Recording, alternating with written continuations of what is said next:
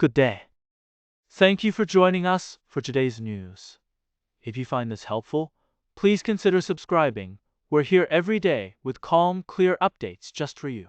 A new survey has revealed a potential crisis in New Zealand's healthcare system.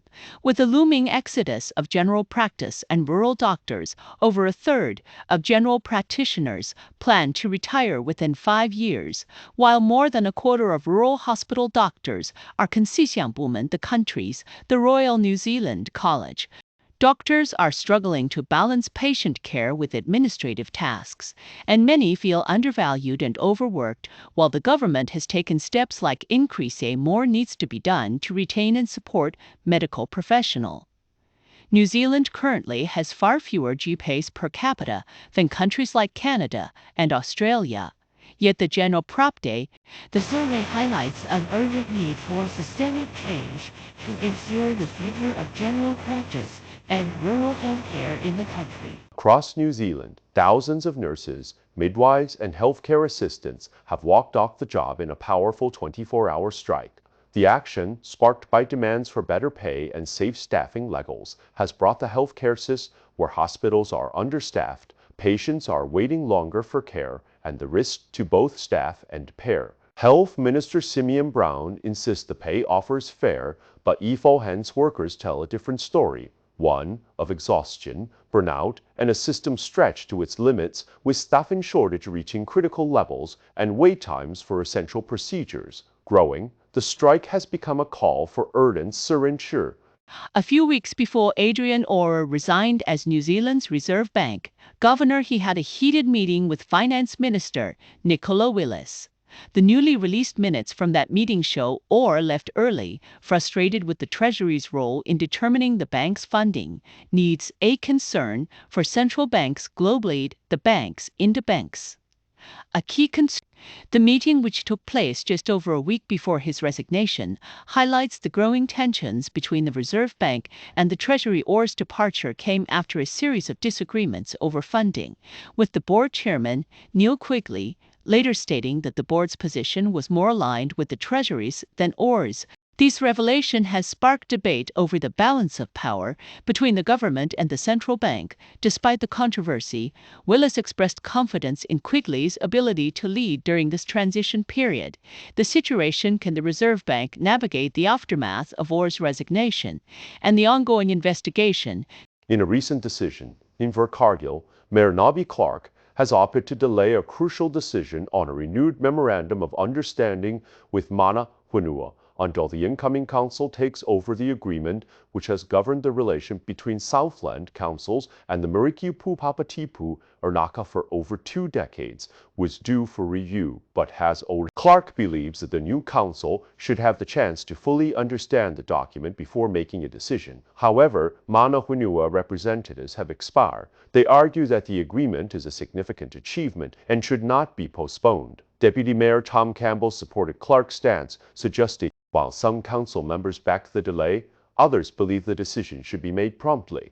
The renewed charter was recently adopted by Environment Southland, but its future remains uncertain as the debate continues.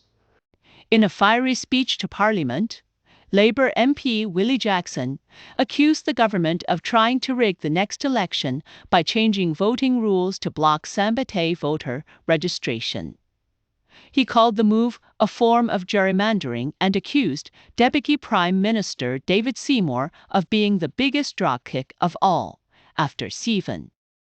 Jackson argued that the changes would disproportionately affect young people, Māori Pacifica and Asian communities, calling it racist disenfranchisement. Meanwhile, Justice Minister Paul Goldsmith defined the changes, saying they are necessary to reduce delays in final vote counts, the legislation banning same-day. Critics, including the Chief Human Rights Commissioner and legal experts, have warned that the move could lower voter turnout and damage public trust in the electoral system. As the debate continues, the issue of voter suppression and the integrity of the electoral discourse. Auckland bus station witnesses a tense moment as armed police respond to reports of an aggravated robbery involving a firearm. The incident began on Queen Street in central Auckland, where a suspect was seen boarding a bus. The bus was followed to Akuranga Station on the North Shore, where police took 3 men off the bus. Despite initial fears of a weapon, no firearm was found, and the operation is now under investigation. Passengers described the scene as chaotic, with police conducting a thorough search of each other. As the investigation continues, the community is left to wonder what steps can be taken to prevent such events in the future. In Dunedin, a growing number of students and vulnerable tenants are finding themselves trapped in unsafe and unsanitary rental properties exploited by unscrupulous landlords. Zoe Eckhoff and her friends signed a lease for a flat, only to discover it was in a deplorable state, moldy, filthy, and completely unprepared. By multiple attempts to address the situation, the landlord refused to engage and even harassed them, leading to police involvement. After hiring a lawyer and recording the landlord's unauthorized entries, the students were finally able to escape the lease, but not without paying over $5,000. This is just one of many stories in Dunedin, where a broken enforcement system and minimal fines for landlords are enabling slumlords to exploit vulnerable people. The Dunedin City Council has called for stronger enforcement of the Healthy Home Standards, which set new benchmarks for heating, insulation, and ventilation in rental properties. Councillors are urging the Ministry of Business, Innovation and Employment to share its plans for monitoring and enforcing these rules, as the need for better tenant protections has never been more urgent, with students and other vulnerable individuals at risk impore can live in safe, healthy, and respectful housing conditions. A major blow to New Zealand's cultural heritage is looming as the Ministry for Culture and Heritage announces significant cuts that could lead to the decline of vital historicity. It calls the loss of 26 roles, with 4 senior historian positions being axed. Among the affected projects is Te Ara, a highly regarded online platform that has been instrumental in preserving and disseminating the country's rich history. Jock Phillips, a former chief historian and general editor, warning that the websites will be left in a state of cold storage, leading to their effects will be left. Te Ara alone receives over 4 million separate users each year, with 13 million page views, highlighting its importance both domestically and internationally. 7. History and Heritage, or Fei Chinchun, over the cuts, warning that the move could damage New Zealand's international standing in the historical and koha.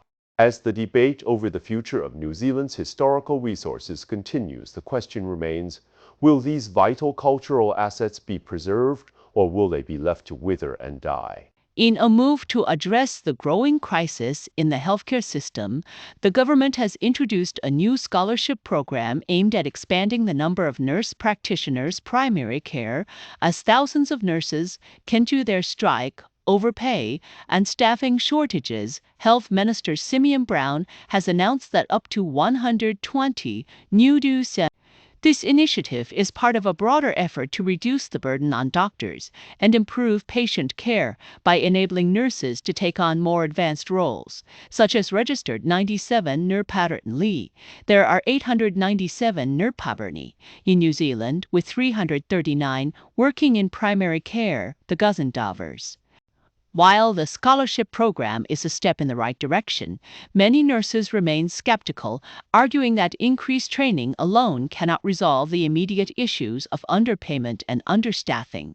The ongoing strike highlights the deep frustration within the sector over the lack of progress in contact. The challenge lies in ensuring A former drug dealer in New Zealand has revealed that it's easy to sell drugs and weapons on social media platforms like Speak Messenger. With little to no interference from Meta, he claims that encrypted apps and private in the shadows, law enforcement has noted a rise in online drug sales, with police urging the public to recast off. The former dealer also highlighted the availability of untraceable firearms and homemade weapons on these platforms, emphasizing the risks to young people and the need for increased awareness and action. That's all for today's news. We appreciate your time. If you enjoyed this update, please consider subscribing. Your support helps us keep going.